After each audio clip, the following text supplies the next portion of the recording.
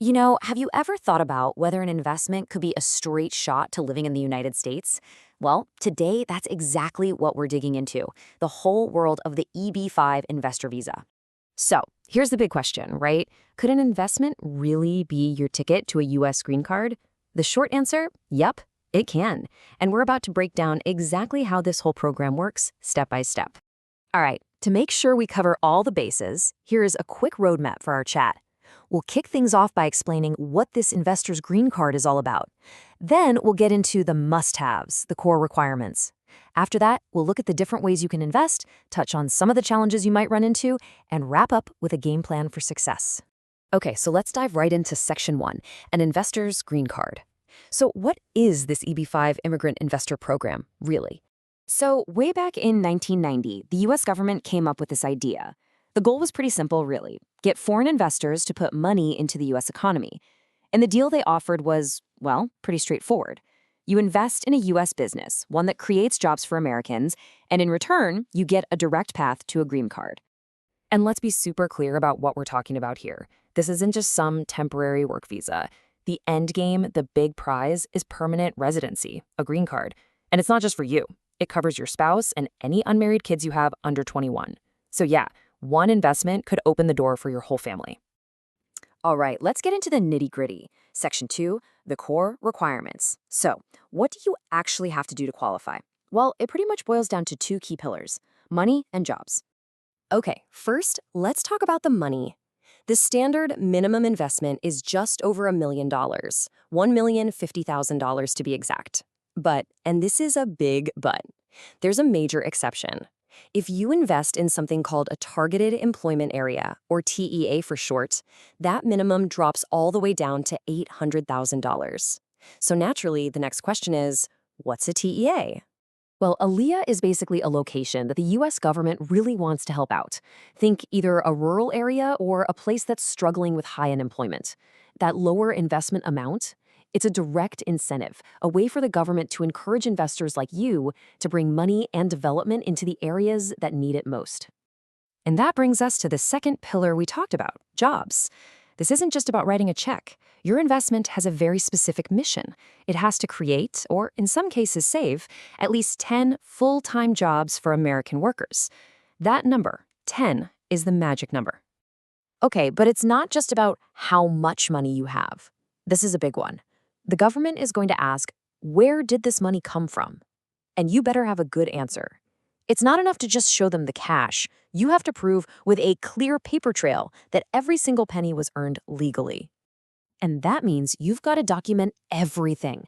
We're talking things like your business income, money from selling a house, an inheritance you received, or even just salary that you've diligently saved up over the years.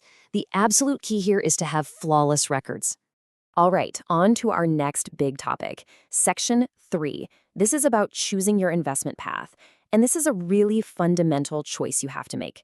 Do you want to be a hands-on active manager, or are you more of a passive investor? You've basically got two main paths to choose from. The first is a direct investment.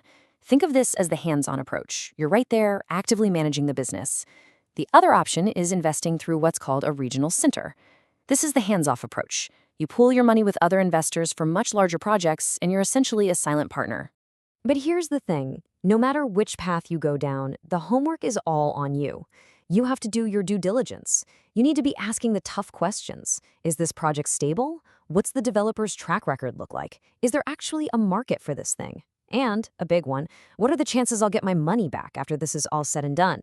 Okay, now for a little dose of reality here in Section 4. Let's talk about navigating the potential hurdles. Because, trust me, it's not always a smooth ride, and it's so important to know what challenges you could be up against.